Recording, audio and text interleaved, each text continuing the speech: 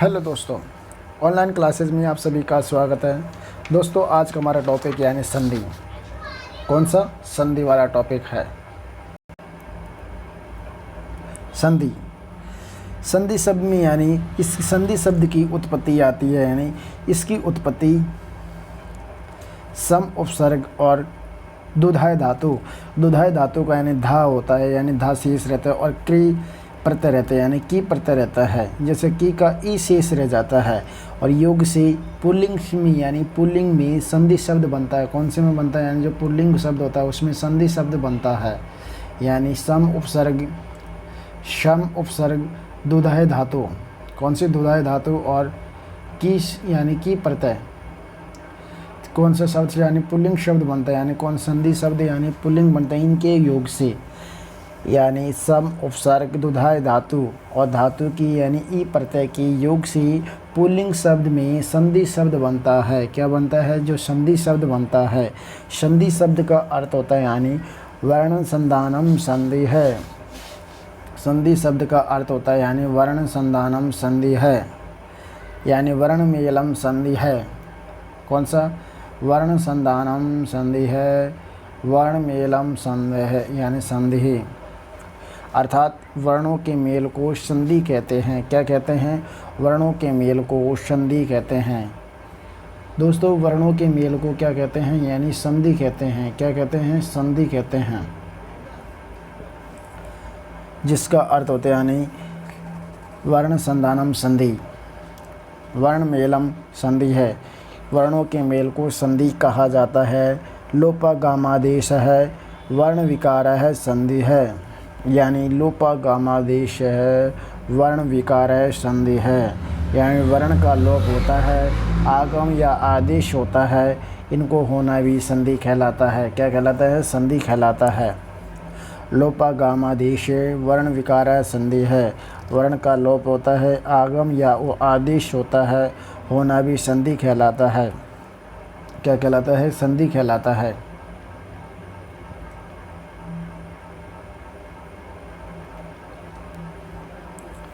आगम का मतलब होता है यानी दो वर्णों के मध्य किसी अन्य तीसरे वर्ण का आना, उसे आगम कहते हैं।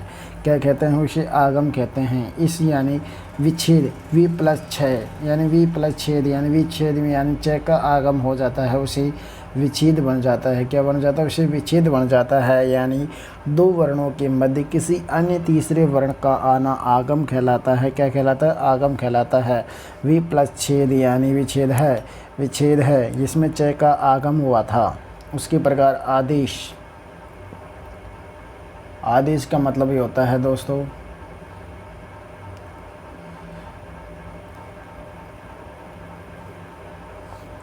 एक वर्ण के स्थान पर यानी किसी अन्य दूसरे वर्ण का होना आदेश कहलाता है। यानी आदेश किसे कहते हैं? एक वर्ण का यानी एक वर्ण के स्थान पर किसी अन्य दूसरे वर्ण का होना आदेश कहलाता है। क्या कहलाता है? आदेश कहलाता है।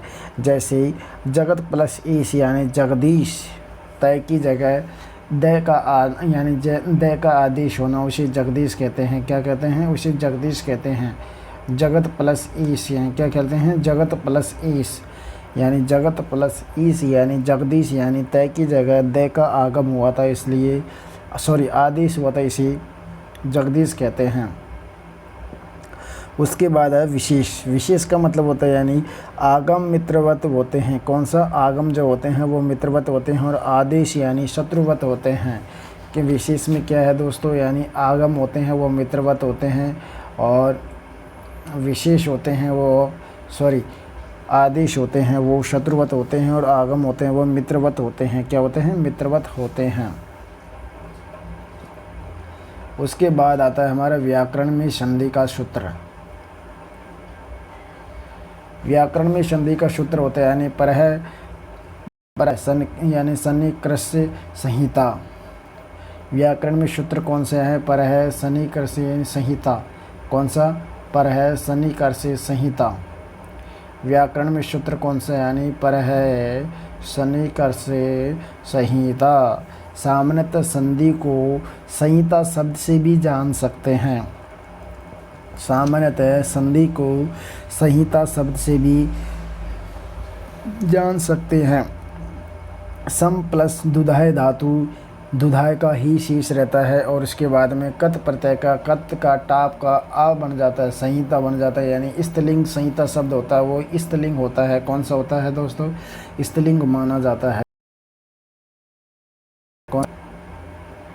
समदुधाय, यानी सामान्यतः संधि को संहिता शब्द से भी जान सकते हैं, संहिता शब्द से को भी संधि कहते हैं। सम प्लस दुधाय धातु, यानी सम प्लस दुधाय धातु ही प्रत्यय, टाप प्रत्यय, कत प्रत्यय और टाप का आशेष रहता है। संहिता, संहिता में ये कौन सा स्त्रीलिंग शब्द बनता है? कौन सा बनता है दोस्तों? स्त्रीलिंग शब्द बनता है। संधि बराबर, यानी सम प्लस दुधाय प्लस, यानी संधि बराबर सम प्लस दुधाय प्लस धु का धा से की प्रत्यय का, यानी ई शेष रहता है। संधि पुल्लिंग शब्द में बनता है। कौन से बनता है? संधि होता है वो पुल्लिंग शब्द में बनता है। पूर्व और पर वर्ण में जो अत्यधिक समीपता होने पर जो संहितक अर्थात संधि कार्य हो जाता है, यानी जो पूर्व और पर वर्ण में, पूर्व और पर वर्ण में, यानी जो पूर्व व पर वर्ण में अत्यधिक समीपता होने के कारण संहिता या संधि कार्य हो जाता है। कौन सा हो जाता है? यानी संहिता अर्थात संधि कार्य हो जाता है। अत्यधिक समीपता से तात्पर्य, यानी दो वर्णों के मध्य तीसरे वर्ण का नहीं होना चाहिए, यानी अत्यधिक का तात्पर्य होता है यानी दो वर्णों के मध्य तीसरे वर्ण का नहीं होना, उसे यानी क्या कहते हैं?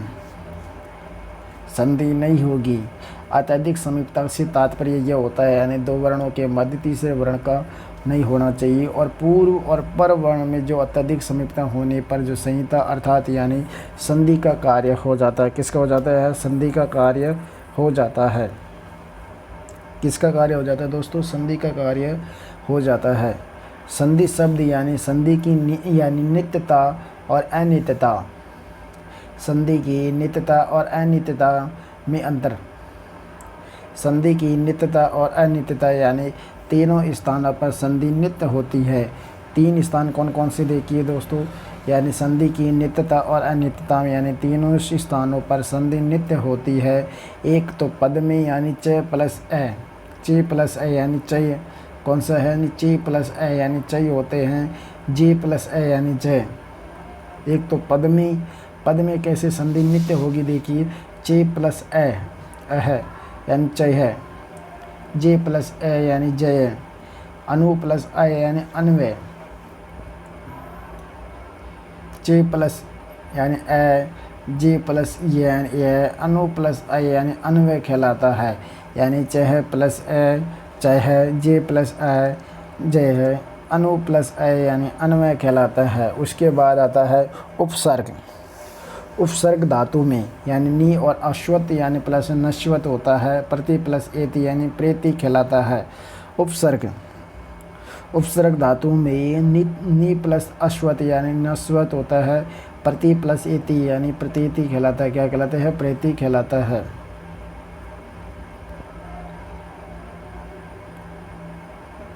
नी प्लस अश्वत, अश्वत यानी नश्वत कहलाता है, प्रति प्लस एति यानी प्रतीति कहलाता है। नी प्लस अश्वत नश्वत कहलाता है, प्र प्लस यानी एति यानी प्रति कहलाता है। उसके बाद आता है समास की विग्रह पदों में, जैसे नील यानी समास की विग्रह पदों में जैसे नील प्लस अंबर, नीलांबरम, जो क्रमधारय समास होता है। कौन सा होता है? नीलांबरम में यानी क्रमधारय समास होता है। कौन सा दोस्तों? क्रमधारय समास होता है नीलांबरम में। यानी समास की विग्रह पदों में जैसे नील प्लस अंबर यानी नीलांबर कहला जो क्रमधारय समास होता है। दस प्लस आनन यानी दशानन या बहुव्रीहि समास कहते हैं। क्या कहते हैं? बहुव्रीहि समास कहते हैं। इसे दशानन कहते हैं। क्या कहते हैं दोस्तों? दशानन कहते हैं।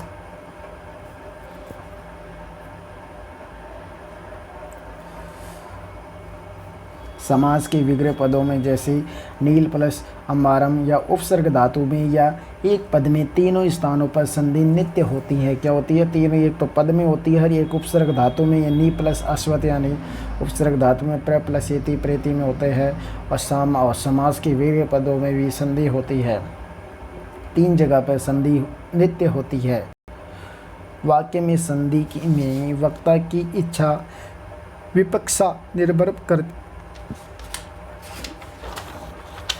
वाक्य में संधि में वक्ता की इच्छा विपक्षा निर्भर संधि करती है, वे चाहे तो संधि करे या ना करे तो संधि करे। यानी वाक्य में संधि में वक्ता की इच्छा विपक्षा निर्भर करती है, वे चाहे तो संधि कर सकता है या नहीं चाहे तो वो संधि भी नहीं कर सकता है। जैसे एग्जाम्पल के लिए यानी न अहम वेदिम, न अहम वेदिम, न अहम वेदिम का मतलब होता है दोस्तों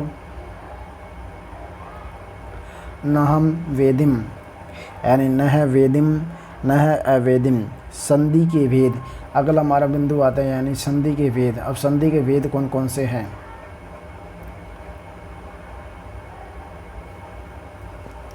संधि के भेद लघु सिद्धांत कौमुदी में वरदाराधाचार्य ने मुख्य संधि के तीन भेद बताए गए हैं। कितने भेद बताए गए? यानी 3 भेद बताए गए हैं। कितने दोस्तों? 3 भेद बताए गए हैं। यानी लघु सिद्धांत कौमुदी में वरदाराधाचार्य ने मुख्यतः संधि के 3 भेद बताए गए हैं। एक तो स्वर संधि, उसे अच स्वर संधि के नाम से भी जाना जाता है, यानी स्वर संधि के नाम से जाना जाता है। व्यंजन संधि को हल संधि के नाम से भी जाना जाता है। किसने उनसे? हल संधि। और अगली आती है विसर्ग संधि के नाम से भी जाना जाता है। स्वर संधि, व्यंजन संधि और विसर्ग संधि के नाम से भी जाना जाता है। यानी लघु सिद्धांत कौमुदी में वरदाराधाचार्य ने मुख्यतः संधि को 3 भेद बताए गए हैं। स्वर संधि बताए, यानी स्वर को अच संधि कहते हैं, और व्यंजन संधि को हल संधि भी कहते हैं, और विसर्ग संधि को विसर्ग संधि कहते हैं। व्याकरण लघु सिद्धांत कौमुदी में भट्टोजी दीक्षित ने संधि की 5 भेद बताए गए। कितने भेद बताए गए हैं? 5 भेद बताए गए हैं। जबकि लघु सिद्धांत कौमुदी में वरदाराधाचार्य ने यानी मुख्यतः 3 भेद बताए गए हैं। और व्याकरण लघु सिद्धांत कौमुदी में भट्टोजी दीक्षित ने यानी संधि के 5 भेद बताए गए हैं।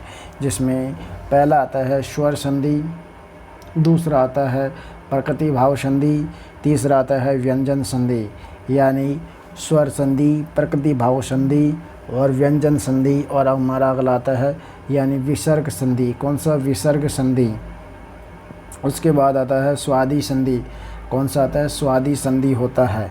यानी व्याकरण लघु सिद्धांत कौमुदी में भट्टोजी दीक्षित ने संधि के कितने भेद बताए दोस्तों? 5 भेद बताए गए हैं। स्वर संधि, प्रकृति भाव संधि, व्यंजन संधि, विसर्ग संधि और स्वादि वायु संधि।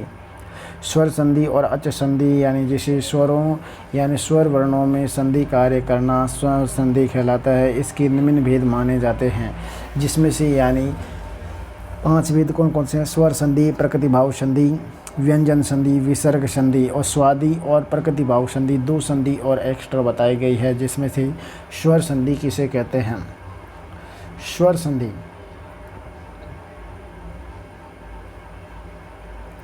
स्वर संधि यानी स्वर वर्णों में संधि कार्य करना स्वर संधि कहलाता है। यानी जो स्वर वर्णों में संधि कार्य करना उसे स्वर संधि कहलाते हैं। उसके निम्न भेद होते हैं। एक तो यानी स्वर दीर्घ संधि। कौन सी? यानी स्वर दीर्घ संधि होता है, गुण होता है और वृद्धि होती है, यण होती है और अयादि होती है। पूर्व रूप संधि होती है, पर रूप संधि होती है, प्रकृति भाव संधि होती है। कौन सी? प्रकृति भाव संधि होती है। यानी स्वर संधि के भेद: स्वर दीर्घ संधि, गुण संधि, स्वर दीर्घ गुण वृद्धि, दीर्घ यानी स्वर दीर्घ संधि, गुण संधि, वृद्धि संधि, यण संधि, अयादि संधि और पूर्व रूप संधि और पर रूप संधि और प्रकृति भाव संधि। ये कौन होती है? ये हमारे स्वर संधि के भेद है। स्वर संधि के कितने भेद हो गए दोस्तों? 8 भेद हो जाते हैं। उसी प्रकार हमारा यानी स्वर और स्वर यानी कितने? 9 स्वर और 9 स्वर। उसमें से हम संधि के बारे में पढ़ेंगे।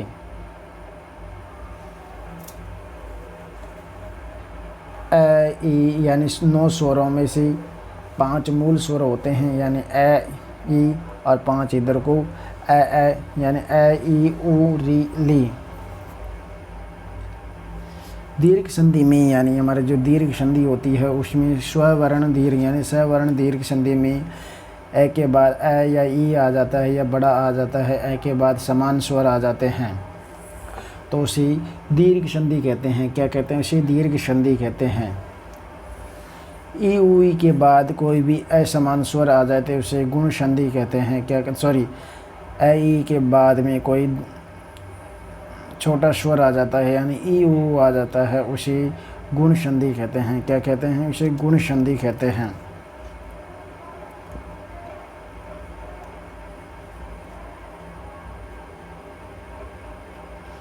सबसे पहले आती है हमारी यानी सवर्ण दीर्घ संधि। कौन सी? यानी सवर्ण दीर्घ संधि।